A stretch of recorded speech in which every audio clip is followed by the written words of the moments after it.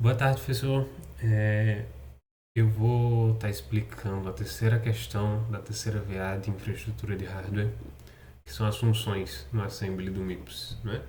E eu vou estar tentando explicar como que a gente estrutura uma função em assembly e no final eu vou dar um exemplo de uma funçãozinha simples em assembly. Para começar, vou estar explicando também quais são os passos necessários para estruturar a função, que são seis. No primeiro deles, a gente tem passar os parâmetros, né? Os argumentos para a função. Esses são os valores que vão ser utilizados dentro do processamento interno do corpo da nossa função.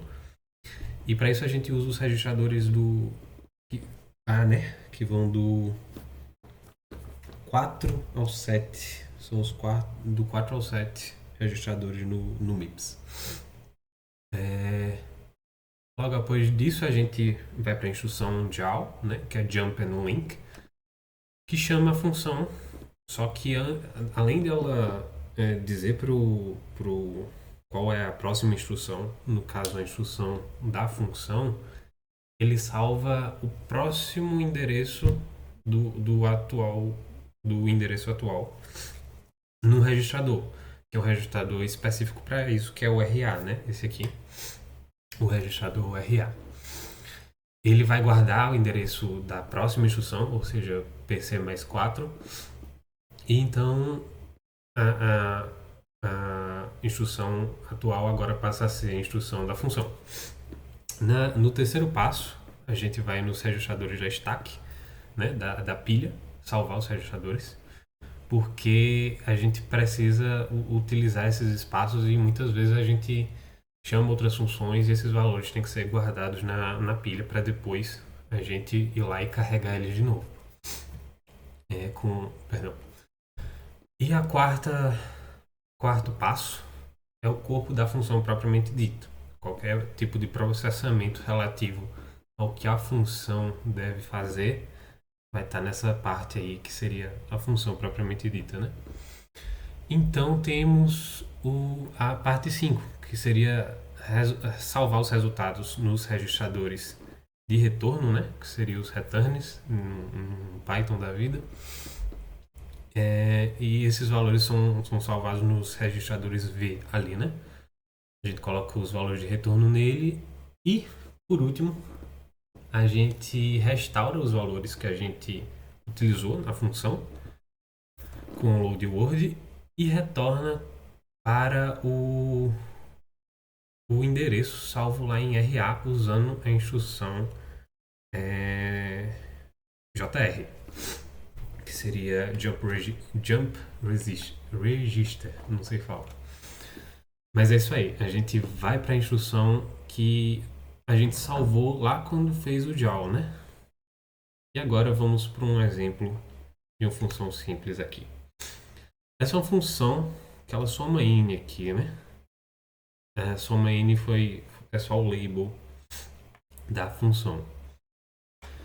Vamos lá, a gente tem a execução do programa principal e em algum momento a gente resolve que quer somar os números de 1 até um determinado número. Para isso, a gente salva lá no registrador A, que é o registrador dos argumentos para a função, o valor que a gente quer. Nesse caso aqui, o exemplo utilizou 5.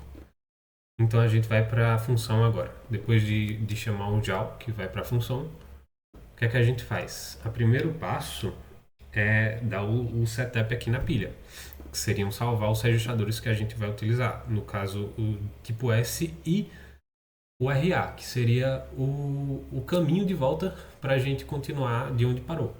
Porque, por exemplo, se eu usasse uma recursividade ou então chamar uma outra função dentro dessa função, eu teria que guardar o valor desse registrador RA para quando eu finalizasse essa função, eu retornasse para o mesmo valor de onde eu parei, que seria a próxima instrução depois desse JAL aqui. Continuando, a gente tem depois que a gente guarda esses valores aqui, a gente vai fazer o terceiro passo aqui, né? O quarto passo, perdão, que seria o corpo da função. a gente adiciona 0 à soma aqui, que esse vai ser o registrador que a gente vai guardar a soma. Esse aqui vai ser a variável do controle. Depois a gente faz um SLT, que seria uma comparação de menor que, né? Enquanto A não for menor que S1, ou seja, a variável de controle aqui, e A aqui é o nosso parâmetro, a gente continua fazendo o loop.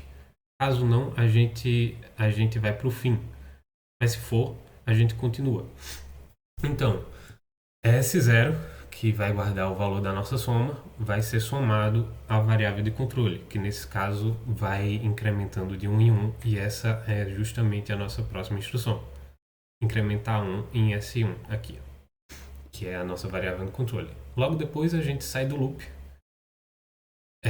Sai do loop não, perdão.